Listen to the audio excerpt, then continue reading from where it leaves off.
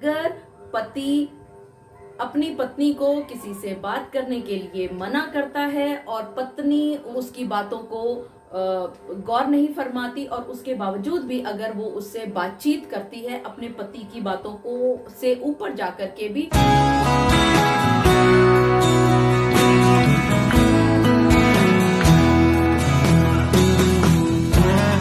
मेरे एक सब्सक्राइबर ने मुझसे सवाल करके पूछा है कि उनकी पत्नी रात रात भर चोरी छुपे फोन पर बात करती रहती है और जब भी उससे पूछा जाता है वो या तो अपने किसी कुलीग से बात करने की बात कह करके टाल देती है, कभी भाई से बात करने की बात कह देती है, कभी कजिन से बात करने की बात कर देती है। लेकिन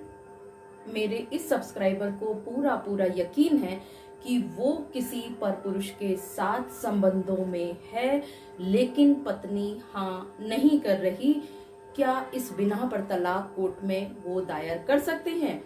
इसी तरह से मेरे बहुत सारे सब्सक्राइबर्स मुझसे बार बार ये सवाल करते हैं और मुझसे ये बात पूछते हैं कि अगर इसी तरह की परेशानी उनके साथ आ जाए, उनकी पत्नी किसी पर पुरुष के साथ संबंधों में हो, फोन पर लगातार बात करती हो और फोन पर बात करने से मना करने के बावजूद भी ना मानती हो, तो क्या इस बिना पर कोर्ट में तलाक लिया जा सकता है?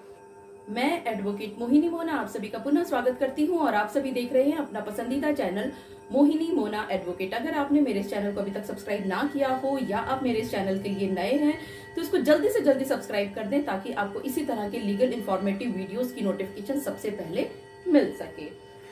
जिस तरह के सवाल की मैंने आप सभी से शुरुआत में चर्चा की थी कि मेरे एक सब्सक्राइबर अपनी पत्नी के रात को छुप छुप करके फोन करने की आदतों से परेशान है और इस बिना पर वो उनसे तलाक चाहते हैं, तो क्या उनको तलाक मिल जाएगा? ठीक इसी तरह का एक case high court of Kerala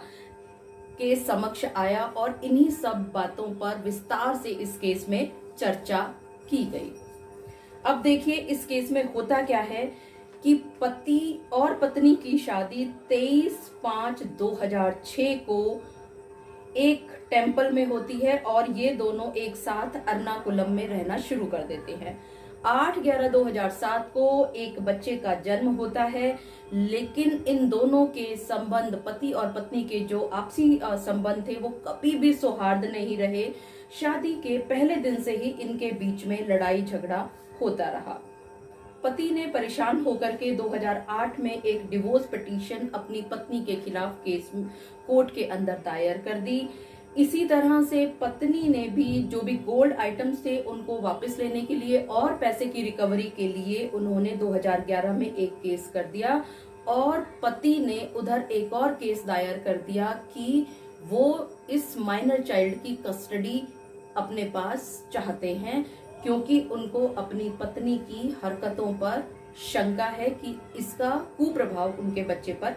पड़ेगा। कोर्ट में केस चलता रहा और चलते चलते बहुत सारी पंचायतें हुई, आपस में रिश्तेदारों ने भी बातें की। कोर्ट की सलाह पर या कोर्ट के समझाने बुझाने के बाद इनके आपस में जो भी इश्यूज थे उसको सेटल कर लिया और दोनों ने अपने अपने केस वापस कर लिए और इन्होंने एक साथ रहना शुरू कर दिया मार्च 2012 से। लेकिन यहाँ पर बात खत्म नहीं हुई। इस सेटलमेंट के बाद, साथ रहने के बाद भी जो एलिगेशंस की ग्रेविटी थी वो और ज्यादा कहीं बढ़ गई। पहले जो छोटे एलिगेशंस लगते थे, पत्नी ने अपने पति के साथ साथ उसके परिवार के अन्य सदस्यों के खिलाफ भी अब क्रूएलिटी के ग्राउंड बनाने शुरू कर दिए और पत्नी ने ये भी कहना शुरू कर दिया अब आकर के कि उनका जो पति है वो भी और उनके सभी परिवार के सदस्य, इवन उनकी बहनें भी उनसे दहेज की मांग करती हैं। 2013 में एक एफआईआर दर्ज की गई। इस पत्नी के द्वारा दी गई कंप्लेंट से पति के खिलाफ भी और उसके परिवार के खिलाफ भी 498A34 आईपीसी धारा के तहत। इसी तरह से पति ने 2013 में फिर दोबारा से डिसोल्यूशन ऑफ मैरिज के लिए कोर्ट में एक केस दायर कर दिया। पत्नी ने फिर दोबारा से अपने गोल्ड ऑर्नामेंट्स को वापस लेने के लिए और मनी रिकवरी के लिए एक ओपी फाइल कर दी 2013 में। 2014 में पति ने खुद को एज अ गार्जियन अपॉइंट करने के लिए भी एक पिटीशन कोर्ट के अंदर दायर कर दी। धीरे धीरे ये केस चलता रहा और आखिरकार जो पत्नी ने रिटर्न ऑफ ऑर्नामेंट के लिए और मनी रिकवरी के लिए जो पिटीशन फाइल की थी वो डिसमिस कर दी गई लोअर कोर्ट के द्वारा। और इसी तरह से जो पति के द्वारा एक पिटीशन दायर की गई थी खुद को गार्जियन अपॉइंट करने के लिए, वो भी डिसमिस कर दी गई। और जो एक पिटीशन थी डिसोल्यूशन ऑफ मैरिज की, उसको पार्टली अलाउ कर दिया गया। और इन्हीं डिसमिस की हुई पिटीशंस के खिलाफ ही पति हाई कोर्ट ऑफ केरला में अपील लेकर के पहुंचे। थोड़ा सा हवाला देना चाहूंगी मैं यहाँ पर कि जो नीचे पति ने केस फाइल किया था डिसोल्यूशन ऑफ मैरिज का, जो कि पार्टली अलाउ हुआ था, उसमें पत्नी तो कोर्ट के अंदर पेश होती रही, लेकिन जो रिस्पोंडेंट नंबर 2 यानी कि वो जो एडल्टर था वो हमेशा एक्स पार्टी रहा, वो कभी भी कोर्ट के अंदर नहीं आया। पति ने यहाँ बार बार ये कहा था निचली कोर्ट में कि उसको इतनी ज्यादा मेंटल एगनी हो गई है क्योंकि पत्नी उसको बार बार सुसाइड करने के लिए भी कहती है और यह कोहेबिटेशन के लिए भी वो मना करती है, और बिना किसी बात के छोटी छोटी बातों पर वो लड़ाई झगड़ा करती है और ये कहती है कि वो अपने मायके वापस आ जाएगी और कभी भी वो वापस आकर के मैट्रिमोनियल होम को ज्वाइन नहीं करेगी। ये सिर्फ वो घर में ही नहीं कहती थी बल्कि और जो आसपास के लोग आते थे या जो पड़ोसी संबंधी आते थे, फ्रेंड्स आते थे, उन सभी के सामने भी वो इस तरह की बातें उलझुल किया करती थी। वो पत्नी